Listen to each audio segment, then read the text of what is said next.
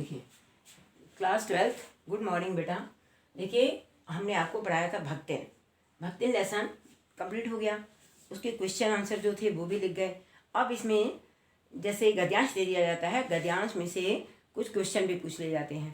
Question पूछे जाते हैं ना, तो आप उनको देखिएगा, लिखा अर्थ ग्रहण संबंधी प्रश्न होता है। अर्थ कैसे ग्रहण किया जाता है, तो देखिएगा पहला लिखा हुआ है इसमें कि सेवक धर्म में, सेवक लिखा है, सेवक धर्म में हनुमान जी से स्पर्धा करने वाली भक्तिन किसी अंजना की पुत्री न होकर एक अनामधन्या गोपालिका की कन्या है। नाम है लक्ष्मण, अर्थात उसका नाम था लक्ष्मी। पर जैसे मेरे नाम की विशालता मेरे लिए दुर्लभ है, वैसे ही लक्ष्मी की समृद्धि भक्तिन के कपाल की कुंचित रेखाओं में नहीं बंध सकी। वैसे तो जीवन में प्रायः सभी को अपने अपने नाम का विरोधाभास होकर जीना ही पड़ता है, पर भक्तिन बहुत समझदार है, क्योंकि वह अपना समृद्धि सूचक नाम किसी को बताती नहीं। केवल जब नौकरी की खोज में आई थी तब ईमानदारी का परिचय देते हुए उसने शेष इतिवृत्त के साथ वह भी बता दिया, मतलब उसने अपना नाम भी बता दिया। तब पर इस प्रार्थना के साथ कि मैं कभी भी नाम का उपयोग ना करूं। मतलब कहाँ पर आई थी, लेखिका के पास आई थी ना, उसको उन्होंने नाम तो बताया लक्ष्मी, लेकिन उन्होंने ये कहा कि कभी भी आप मेरे नाम का प्रयोग नहीं करेंगी, ठीक है ना। तो इसमें क्वेश्चन देखिए लिखा है, लेखिका के नाम में क्या दुर्वहता है जिसे वह नाम का विरोधाभास लेकर जीना कहती है। नाम का विरोधाभास लेकर के वो जीना कहती है। देखिए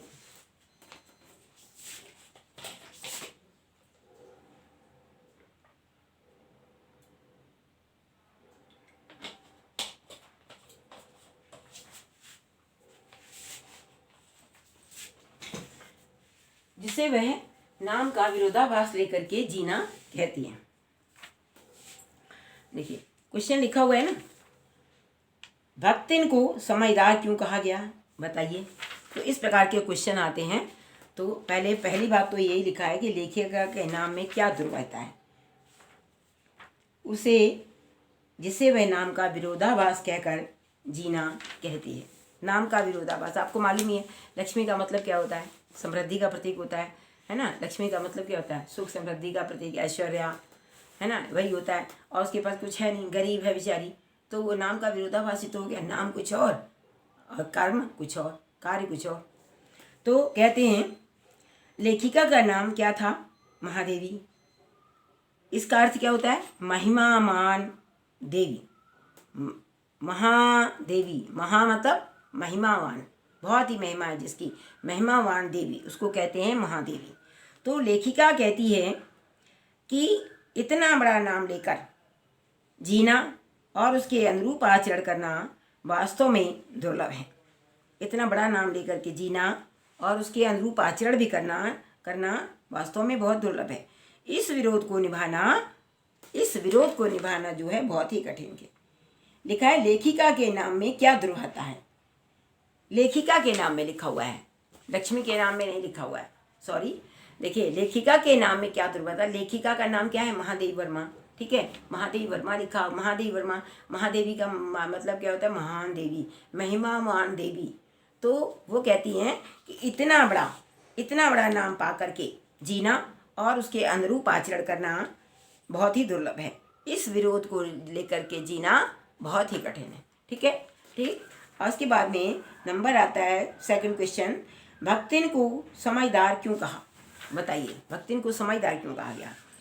कहते हैं भक्तिन को समझदार इसलिए कहा गया क्योंकि पहला कारण तो उसका ये है कि भक्तिन अपना मूल नाम जो है लक्ष्मी किसी को बताती ही नहीं।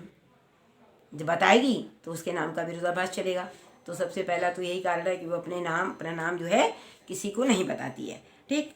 और दूसरा कारण है कि उसने महादेवी जी को भी लक्ष्मी नाम पुकारने से उसने मना कर दिया। समझ आ गया क्या। पहला क्या है, उसने वो लक्ष्मी नाम जो है, दो कारण हैं। पहले वो लक्ष्मी नाम जो है किसी को बताती ही नहीं है, और दूसरा महादेवी वर्मा जो है लेखिका जो थी, उनको भी उसने मना कर दिया कि मतलब आप मुझे लक्ष्मी कह करके नहीं पुकारेंगे। अलक्ष्मी कह करके पुकारने के लिए उसने मना कर दिया। दो ही कारण थे, ठीक है ना। अब इसमें देखिएगा नेक्स्ट क्वेश्चन लिखा है कि आशय स्पष्ट कीजिए, व लक्ष्मी की समृद्धि भक्तिन के कपाल की कुंचित रेखाओं में ना बन सकी। मतलब लक्ष्मी की जो समृद्धि थी भक्तिन के कपाल की कुंचित रेखाओं में ना बंध सकी। तो देखिए भक्तिन के भाग्य की जो रेखाएं हैं, भक्तिन की जो भाग्य की जो रेखाएं हैं, कहते हैं इतनी संकुचित निकली, इतनी मतलब सिकुड़ी हुई निकली कि लक्ष्मी की समृद्धि उसमें समा ना सकी। लक्ष्मी की जो समृद्धि है उसमें मतलब उसकी भाग्य की जो रेखाएं हैं, उसके हाथ की जो रेखाएं हैं इतनी संकुचित थी कि लक्ष्मी की जो समृद्धि है उसके हाथों में उसमें समा ना सकी। अर्थात क्या होता है, भक्तिन के भाग में क्या था, धन बिल्कुल भी नहीं था। कैसे कैसे बता सकी धन बिल्कुल नहीं था। पहले तो वो खुद ही गरीब थी, ठीक है ना, मतलब 2 बेटियां हो गई उसकी, और उन्होंने पहले ही उसको मतलब नौकर बना करके रखा, फिर उसके पति की डेथ हो गई। फिर उसके बाद में क्या हुआ, उसके बेटी के पति की डेथ हो गई। तो जेठानी ने मतलब जेठ ने अपने साले के साथ उसकी शादी करवा दी। शादी करवाने के बाद क्या हुआ कि सारे जो जाति जो भी ज़मीन जायदाद जो भी थे मतलब बंटवारा सब मतलब सब उन्हीं के चला गया, और उसी के अदालत के चक्कर में सभी घर बार गाय बैल जो भी थे सब उसी की भेंट चढ़ गए। तो उसको कुछ नहीं मिला। जब उसके पास कोई था ही नहीं, लड़कियों की उसने शादी कर दी, कुछ था ही नहीं उसके पास में, तो वो गांव से शहर आ जाती है। तब वो आती है महादेवी वर्मा के पास में आती है। तो कहते हैं कि मतलब जो समृद्धि थी, लक्ष्मी की समृद्धि जो है उसके कुंठित हाथों में समा ना सकी। अर्थात समझ लो भक्तिन के भाग में सुख जो था बिल्कुल भी नहीं था। ठीक, अब देखिएगा लिखा है इतिव्रत। इतिव्रत किसे कहते हैं? इतिव्रत क्या होता है? इतिव्रत का अर्थ होता है हालचाल और इतिहास। इतिव्रत का मतलब होता है, क्या होता है? हालचाल और होता है इतिहास। हालचाल और होता है इतिहास।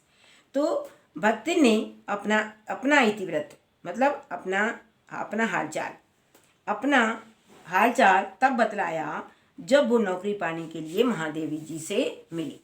तो कहते हैं इतिव्रत किसे कहते हैं? भक्तिन ने अपना इतिव्रत कब बताया और क्यों।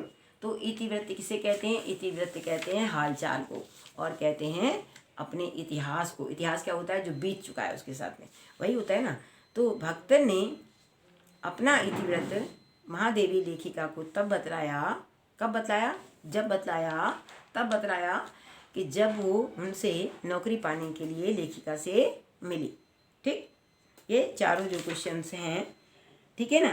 तो ये जो 4 क्वेश्चंस हैं मतलब ये जो दिया जाता है गद्यांश देते हैं, और गद्यांश में ये क्वेश्चन दिए जाते हैं। क्वेश्चन के गद्य को पढ़ करके उसके अर्थ लिखने पड़ते हैं, मतलब उनके क्वेश्चन के आंसर लिखने पड़ते हैं। ठीक है ना, क्वेश्चन के आंसर गद्य को पढ़ कर ही लिखा हुआ है ना। गद्यांश से संबंधित प्रश्नों के उत्तर दीजिए। तो इस प्रकार से लिखने पड़ते हैं। या ऐसे भी पूछते हैं कि इसके मूल पाठ और लेखक का नाम क्या है? इसके मूल पाठ और लेखक का नाम क्या है?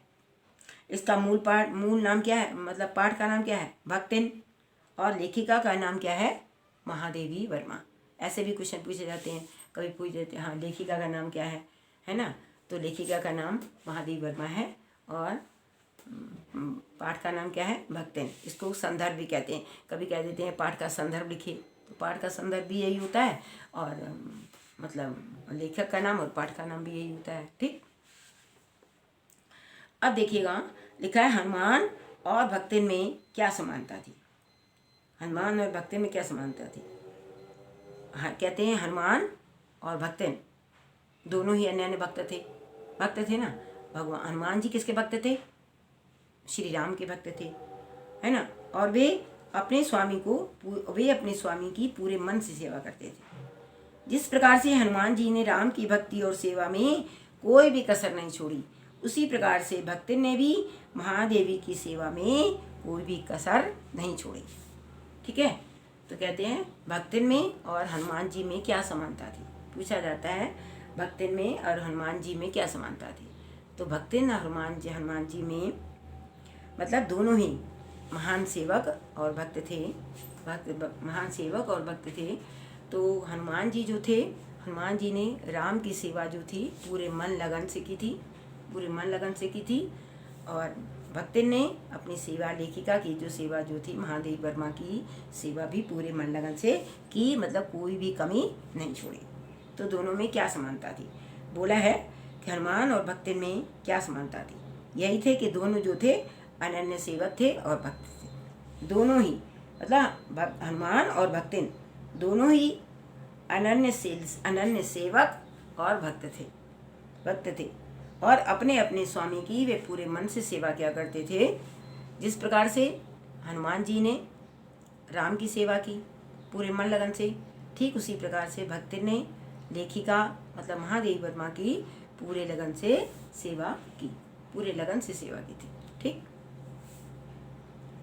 अब देखिएगा नंबर आ गया 3। किन्हीं 2 नारी पात्रों के नाम दुर्लभ हैं और क्यों? किन्हीं 2 नारी पात्रों के नाम दुर्लभ हैं, बताइए कौन है? तो महादेवी जी का नाम, कहते हैं महादेवी का नाम पहले तो है महादेवी। महादेवी का नाम 2 स्त्री पात्र कौन से हैं? एक हो गई महादेवी और एक हो गई भक्तिन, 2 ही तो हो गए। तो महादेवी की जी का नाम दुर्लभ है। कहते हैं कि वे चाह कर भी महादेवी के अनुसार महान देवी का महान आचरण मतलब महान देवी नहीं बन पाई या महान देवी का आचरण नहीं कर पाई। और भक्तिन का मूल नाम था लक्ष्मी। वह अपने नाम के अनुरूप नहीं थी। उसके जीवन में लक्ष्मी नाम का पूरा अभाव था, इसीलिए वो लक्ष्मी नाम को छुपाया करते थे। ठीक है ना। 2 दुर्लभ स्त्रियां थी, कौन सी थी? एक महादेवी थी और एक कौन थी? महादेवी थी और भक्तिन थी ना। महादेवी थी और दूसरी थी भक्तिन। तो महादेवी जी जो थी महान देवी, वो अपने नाम के अनुसार महान देवी का आचरण नहीं कर पाई। और इधर भक्तिन और इधर जो भक्तिन थी उसका नाम था लक्ष्मी, और लक्ष्मी के अनुरूप उसके जीवन में कुछ था ही नहीं। उसके जीवन में लक्ष्मी का पूर्णता भाव था, इसलिए वह अपने नाम को छिपाना चाहती थी। ठीक है। नंबर आ गया 3। थर्ड नहीं, क्वेश्चन हो गया। नंबर आ गया 4। पहला मूल पाठ हो गया, हनुमान और भक्तिन में क्या समानता थी? 2 नारी पात्र हो गए। भक्तिन अपने मूल नाम को क्यों छिपाना चाहती थी? इसीलिए छुपाना चाहती थी क्योंकि वो समृद्धि सूचक नहीं थी, समृद्धि उसके भाग में थी नहीं, इसीलिए बार बार छुपाती थी अपने नाम को। नाम का विरोधाभास तो लेकर के वो नहीं जीना चाहती थी। ठीक, लिखा है अपने अपने नाम के विरोधाभास से क्या आशय है? वह क्यों उपस्थित होता है? वह क्यों उपस्थित हो जाता है ना। अपने अपने नाम के विरोधाभास से क्या आशय है? कहते हैं अपने अपने नाम के विरोधाभास का आशय क्या होता है? अपने नाम के विरुद्ध जीवन का जीना। अपने नाम के विरुद्ध जीवन का होता है जीना। ठीक है ना। सभी लोग अपने अपने नाम के विरुद्ध ही जीवन जीते हैं। जिस तरीके से लक्ष्मी को गरीबी के दिन कष्ट, मतलब लक्ष्मी जो थी बहुत गरीब थी, उसको कष्ट के दिन बिताने पड़ते हैं, उसको कष्ट के दिन काटने पड़ते हैं। और सरस्वती क्या होता है? सरस्वती क्या मतलब होता है?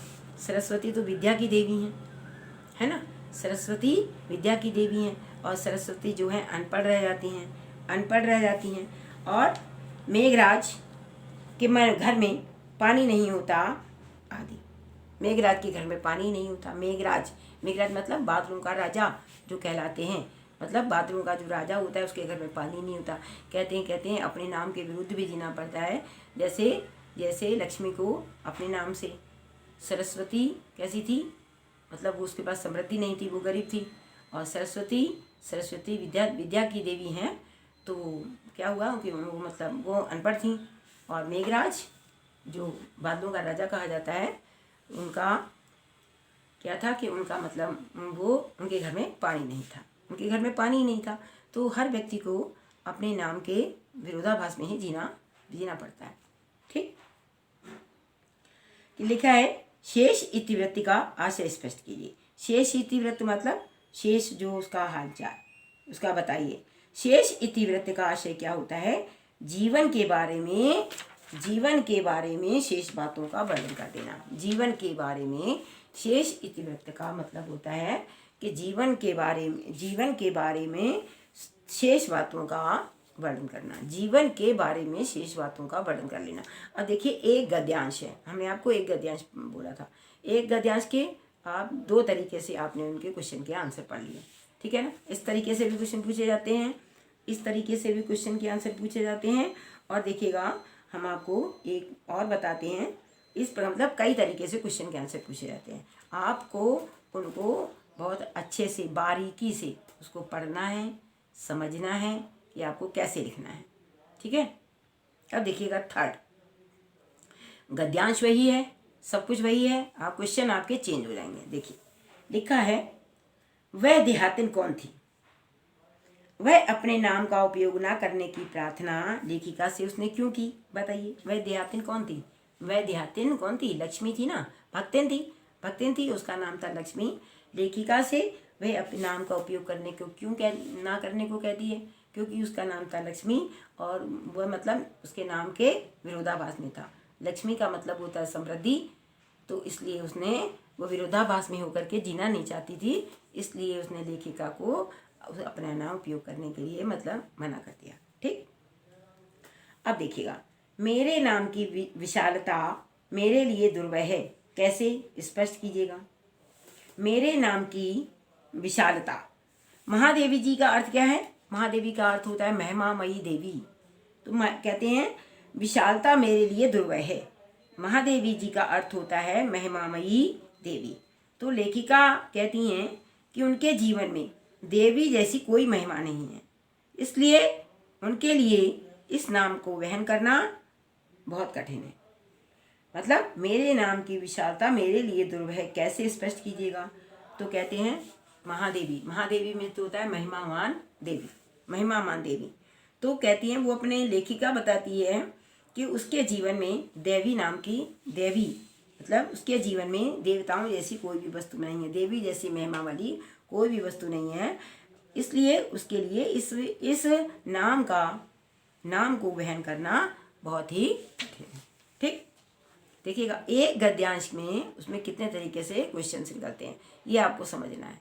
आप क्लास 12th में आ गए हैं, आपको ये सब काम आपको बैठ के किसी अलग से बैठ करके, जब फ्री टाइम आपके पास में होता है, आप उसको खुद ही बैठ के पढ़िए और उसको समझिएगा कैसे कैसे क्वेश्चन पूछ लिए जाते हैं, ठीक है ना बेटा। अब देखिएगा नेक्स्ट क्वेश्चन पूछता है कि आशय स्पष्ट कीजिए, लक्ष्मी की समृद्धि कपाल की कुंचित रेखाओं में क्यों ना बन सकी? कपाल की कुंचित रेखाओं में क्यों ना बन सकी?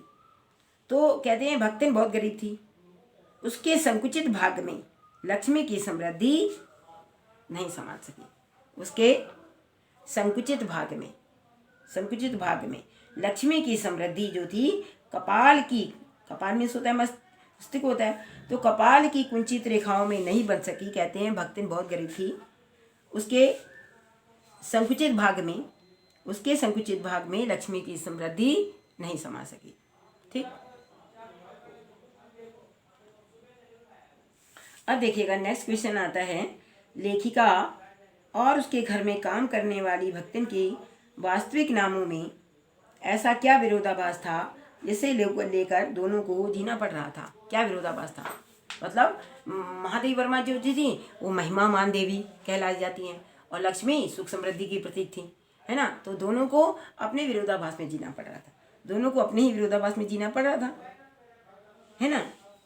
तो जिसे लेकर दोनों को जीना पड़ रहा था, तो वही लिखेंगे ना, लेखिका महादेव जैसी महिमावान देवी ना हो सकी, वो महिमावान देवी ना हो सकी, और जो भक्तिन जो थी वो बहुत गरीब थी। इस प्रकार से दोनों को अपने नामों के विपरीत ही उसे जीना पड़ा। तो इसे 1, 2 and 3 सेट मैंने आपको बस समझा दिए हैं, 3 सेट समझाए ना।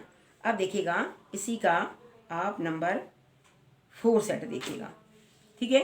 नंबर 4 सेट देखिएगा क्या कहते हैं। लेखिका और पाठ के नाम का उल्लेख करते हुए बताइए कि गद्यांश में किसके बारे में चर्चा की गई है।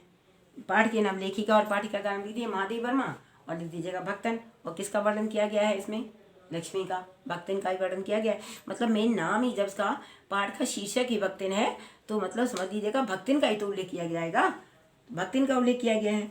तो मेरे नाम की विशालता मेरे लिए दुर्लभ है कहने का आशय स्पष्ट कीजिए, लेखिका ने ऐसा क्यों कहा। मतलब ये लिखा हुआ है कि महादेवी जी का अर्थ है महिमावान देवी, है ना। तो वो कहती हैं कि उनके जीवन में देवी जैसी कोई वस्तु है नहीं, इसलिए उनके लिए इस नाम को वहन करना जो है बहुत ही कठिन। ठीक, भक्तिन को समझदार क्यों कहा गया है, वह अपना नाम किसी को क्यों नहीं बताती।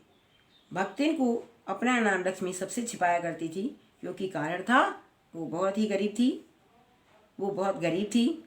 और जब मतलब किसी को नाम उसका पता चलता था लक्ष्मी, तो लोग क्या करते थे, उसका नाम मजाक उड़ाया करते थे। इसलिए उसने अपने मूल नाम को छिपा करके समझदारी का परिचय दिया था। कहते हैं ना, नाम तो लक्ष्मी है और पैसा दिला कुछ है नहीं, बहुत गरीब थी बेचारी, तो लोग उसका मजाक उड़ाया करते थे। इसलिए उसने क्या किया, समझदारी का परिचय दिया, उसने अपना नाम ही लक्ष्मी छुपा दिया और उसका नाम पड़ गया भक्तिन। ठीक है, उसको भक्तिन नाम से पुकारा जाने लगा। ठीक है, अब देखिएगा लिखा हुआ है इतिवृत्त शब्द का क्या अर्थ होता है। इतिवृत्त शब्द का अर्थ हमने आपको भी बताया है, इतिहास या हालचाल। ठीक है ना। तो इतिवृत्त सुनाने के बाद भक्तिन ने क्या प्रार्थना की थी, तो कहते हैं इतिवृत्त का अर्थ क्या होता है, अपना हालचाल सुना देना या अपने पीछे के पूरे इतिहास का ब्यौरा दे देना। तो बाद भक्तिन ने क्या प्रार्थना की थी, भक्तिन ने अपना पूरा ब्यौरा बताने के बाद लेखिका से प्रार्थना की थी कि उसे कभी भी लक्ष्मी के नाम से ना पुकारा जाए, ठीक है ना, लक्ष्मी के नाम से कभी ना पुकारा जाना चाहिए। मतलब उसने यही प्रार्थना की थी कि बार बार कि हमें लक्ष्मी नाम से आप कभी मत पुकारिएगा। ठीक, तो इस प्रकार से एक गद्यांश के आप 4 तरीके से मतलब 4 सेट तैयार हो जाते हैं। अलग अलग तरीके से क्वेश्चन पूछे जाते हैं। आप मतलब सिर्फ वही होता है, ये आपको सिर्फ समझना है कि हमसे क्या पूछा जा रहा है। ठीक है ना। ऐसा नहीं है कि जैसा एकदम से जैसा लिखा हो बिल्कुल वैसा ही लिखा हुआ आ जाए, ऐसा नहीं होता है। ये जो क्लास बड़ी होती जाती है ना, तो बच्चों को हर चीज़ समझनी पड़ती है कि इस क्वेश्चन का आंसर क्या है। इतिवृत्त किसे कहते हैं, इतिवृत्ति क्या होता है, हालचाल या इतिहास। इतिहास मतलब पिछले जीवन का ब्यौरा देना, या हालचाल देना, पिछले इतिहास का हालचाल देना। ठीक है, तो इस प्रकार से ये चार जो हैं आपको हमने बताया।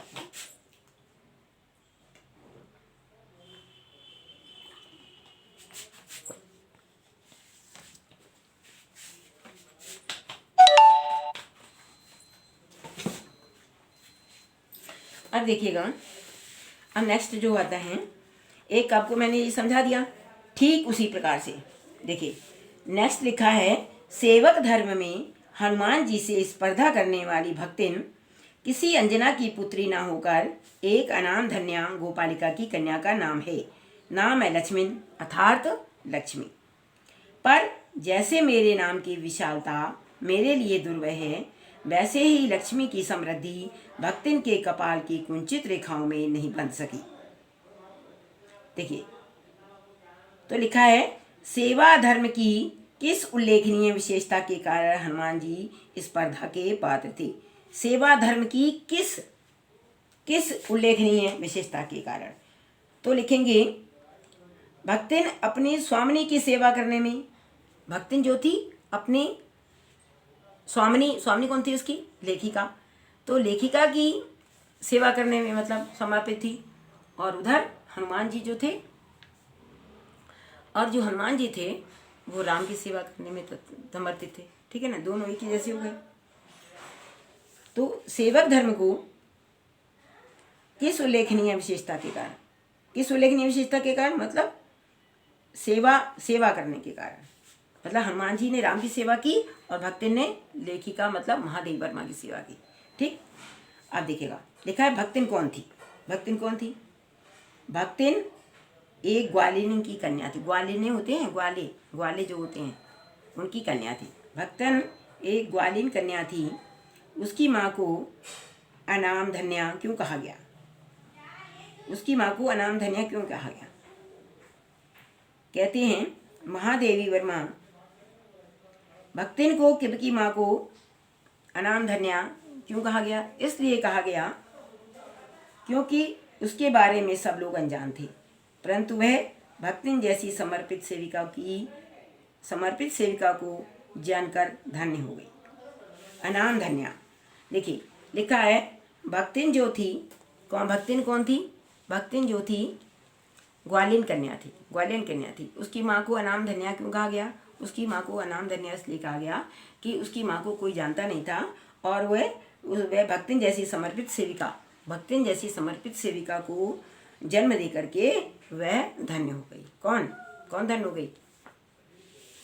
भक्तिन की माँ। उसका नाम धर देगा अनाम धन्या, मतलब उसको कोई जानता नहीं था। अनाम धन्या मतलब उसके नाम को कोई नहीं जानता था और अनाम धन्या में धन्य हो गई।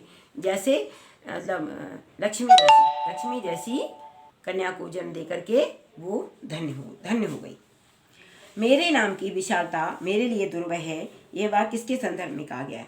मेरे नाम की विशालता मेरे लिए दुर्लभ है, दोनों के बारे में कहा जाता है। महादेव वर्मा के बारे में भी कहा गया है और देखा जाए तो लक्ष्मी का भी कहा गया है, क्योंकि महादेव वर्मा जो है महान देवी होती हैं, तो वो कहती हैं कि इस नाम को वहन करना जो है हमारे लिए बहुत दुर्लभ है। ठीक है ना, बहुत दुर्लभ है और मेरा जीवन जो है मेरे नाम के अनुरूप नहीं है। ठीक है, लिखा है कपाल की कुंचित रेखाओं की आशय को स्पष्ट कीजिए। तो कहते हैं कपाल की कुंचित रेखाओं का आशय क्या है? भाग की जो रेखाएं हैं उनका बहुत छोटा होना या बहुत तंग होना, मतलब जिसमें उनकी जो लक्ष्मी है समृद्धि जो है समा नहीं सकी। कहते हैं ना कपाल की कुंचित रेखाओं की आशय को स्पष्ट कीजिए। कपाल की कुंचित रेखाओं का आशय है भाग्य की रेखाओं का बहुत छोटा होना या बहुत तंग होना। महादेवी जी चाहती हैं कि भक्तिन का भाग्य जो था कैसा था? बहुत छोटा था। उसे लक्ष्मी नाम था उसका लक्ष्मी, पर उसे लक्ष्मी या सुख और समृद्धि के दर्शन नहीं हो सके। तो इस प्रकार से हमने आपको जैसे पहला गद्यांश पढ़ाया, उसके 4 तरीके से 4 सेट बता दिए, 4 प्रकार से आपको क्वेश्चन पूछे जा सकते हैं।